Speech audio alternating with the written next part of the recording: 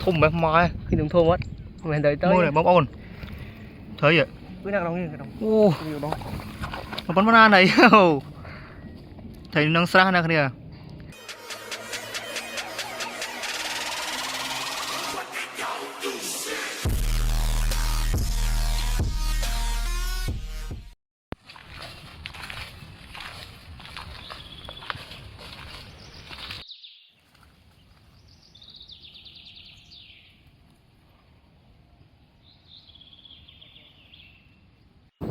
đây bóng ôn ngày nay nhóm cho tôi cắm và hai nơi còn lại ní nhưng mà đang tham gia nó té hay còn lại ní cái chia còn lại thay cho tha còn lại nó chia sẻ muối này này sẻ lại thôm trắng đó hay miền cái chai pin đang món này này nhá và hai tất chữ cả chữ chẳng nhầm cho ta kiến kiến này này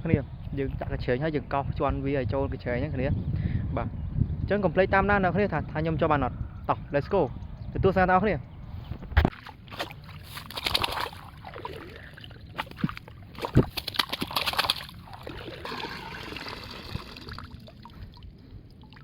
hạt miến đây bóng bóng chó lợ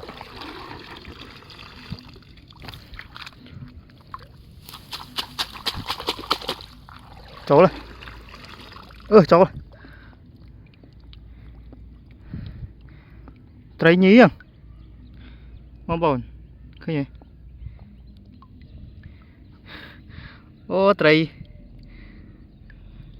trái gram nhí bà ọt vô tới bà cháu chó thôi ba đây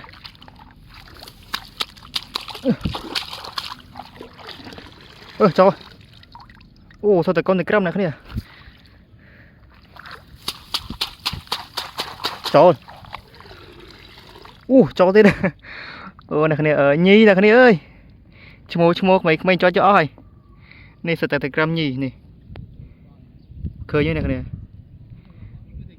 thùng tôm thế này bóc cho mà ui miếng đây này cái ơi miếng tại nhì thì cầm mua miếng nhì chẳng ở thơ ca đa mơ lòng người kia nó tiết lộ miếng cái lạnh mây chẳng hay dừng chuột thì dừng ăn nó cái này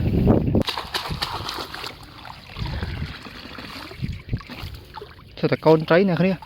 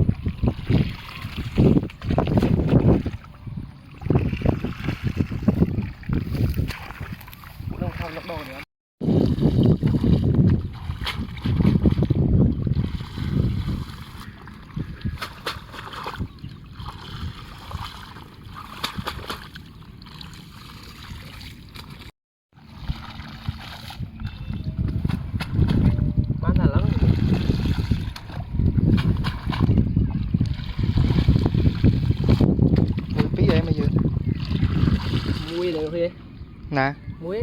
khó đó vô muối mà thôi thùng mà mai khi đừng thô mất mình đợi tới mua này bóng ôn thấy vậy cứ đang đóng như cái nó bắn banana này thấy nâng xa nè kìa phải chịu về du mình lại chuột bạn với thùng chiên khi nhầm chọn nơi rồi nâng thực hiện nè bạn lấy lực để thùng gì còn đấy đi phạm hai chất bên này lấy lực đã đây mưa blia phon việt về này bóng bóng khởi nhận chơi âm chạm đã đi mà rồi tật không ai lo mưa khởi nhá tật cái bóng bóng đây chưa tật đi nè đâu tật đâu tật đã tật hiện tha tí bóng ôn đòi đối chứ đã còn mưa đây bây giờ anh tật mau vịt kia lấy vô màu mặt ấy đây nè cái này tao mượt khơi như này cái này Trời, Tức này chứ nó. đôi ta khné thì bàn trời mũi này khné này và trời yeah.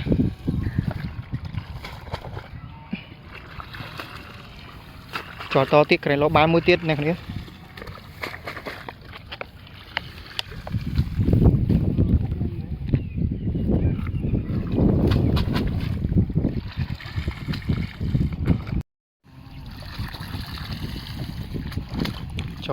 trổ lại